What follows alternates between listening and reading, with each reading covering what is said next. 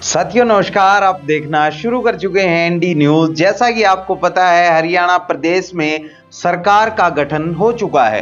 14 मंत्रियों ने शपथ ली है सैनी साहब के साथ साथ। इसके अलावा महत्वपूर्ण खबर यह है कि शपथ लेते ही राव नरबीर ने अपना भोकाल जमाना शुरू कर दिया है। दरअसल वो अधिकारियों की मीटिंग ले रहे थे, जिसमें उन्होंने तमाम छोटे बड़े अधिकारियों पर लताड़ लगाई और कहा अगर पैसे लेंगे तो सीधा जेल जाएंगे और पैसे वसूले जाएंगे। पहले ये वीडियो देख लीजिए क्या कहा राव नरबीर ने, उसके बाद राव नरबीर के बारे में आपको बताएंगे।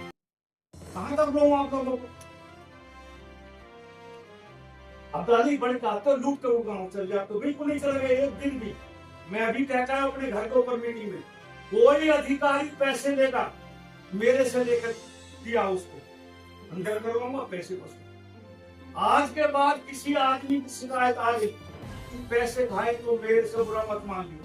दिवाली तक का टाइम है, अपने अपने आकाओं से बात कर लो। कोई बचाने वाला नरवीर सिंह धरती पर नहीं लगा। मैं कह रहा हूँ या तो नरवीर मंत्री रहेगा या आप लोग रहोगे, नहीं आप ही करोगे। ऐसा बर्दाश्त नहीं करूंगा। गुड़गांव से चलो, सब लोग गुड़गांव लूटने के लिए आ रहे हो, कोई काम नहीं तुम्हारा, बुरा हाल कर दिया आप लोगों ने स्कूल का। दरअसल राव नरबीर एक राजनीतिक परिवार से संबंध रखते हैं। उनके पिता राव महावीर सिंह भी हरियाणा प्रदेश में कैबिनेट मिनिस्टर रह चुके हैं। इसके साथ साथ खुद राव नरबीर हरियाणा में 4 बार मंत्री रह चुके हैं। अगर इस बार को मिला दिया जाए, पहली बार 1987 में जीत कर आए और इंडियाज यंगेस्ट मिनिस्टर का तगमा उस समय उनके सिर सजा और वो देवीलाल सरकार में 1987 में लोकदल की टिकट पर चुनाव लड़े और रिकॉर्ड बनाया मात्र 25 साल की उम्र में हरियाणा प्रदेश के गृह मंत्री बनने का। उसके बाद 1991 में कांग्रेस से चुनाव लड़े, लेकिन चुनाव हार गए। फूटी किस्मत के चलते वो करीबी अंतर से उस वक्त चुनाव हारे थे। इसके बाद उन्होंने 96 में बहुजन समाज पार्टी से, इसके अलावा हरियाणा विकास पार्टी से और उसके बाद भारतीय जनता पार्टी से चुनाव लड़ा।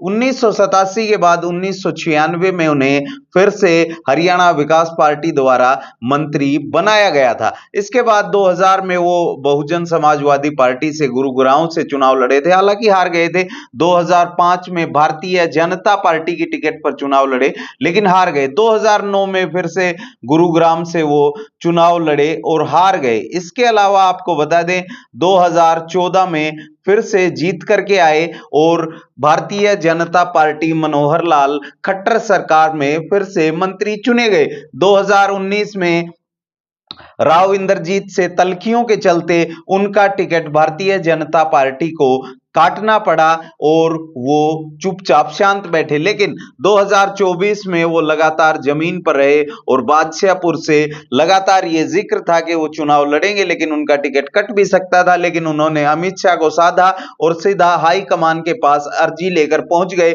जहां से ये कहते हैं कि उनका टिकट ऊपर से आया था और 2024 में वो बादशाहपुर सीट से फिर से वर्धन यादव को हराकर विधानसभा पहुंचे और कैबिनेट मिनिस्टर के रूप में शपथ ली।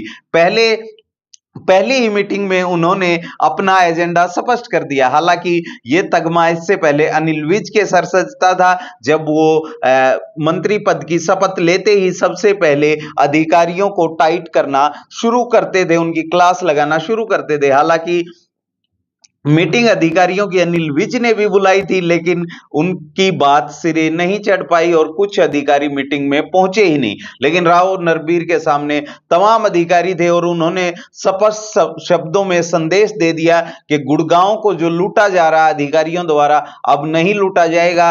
आपके पास 1-2 दिन का समय है, आप अपने आकाओं से बात कर लीजिए। अगर किसी को यहां रहना है तो ईमानदारी से काम करना होगा। राव नरबीर के इस भोकाल एक्शन पर आप क्या सोचते हैं वो कमेंट बॉक्स में बताइए, और आपका मंत्री कैसा होना चाहिए। इसके अलावा आपको एक जानकारी और दिए देते हैं राव नरबीर की संपत्ति के बारे में। दरअसल वो 50 करोड़ के मालिक हैं, और गुड़गांव का एक कल्चर है, गुड़गांव में हर विधानसभा प्रत्याशी किसी राष्ट्रीय पार्टी से आने वाला करोड़पति ही होता है, क्योंकि वहां जमीनें भी करोड़ों की है। आप इस पूरी वीडियो के बारे में क्या सोचते हैं वो कमेंट बॉक्स में जरूर बताएं। आप देख रहे थे एनडी न्यूज, मेरा नाम है सोमवीर, कैमरे के पीछे हैं रवि।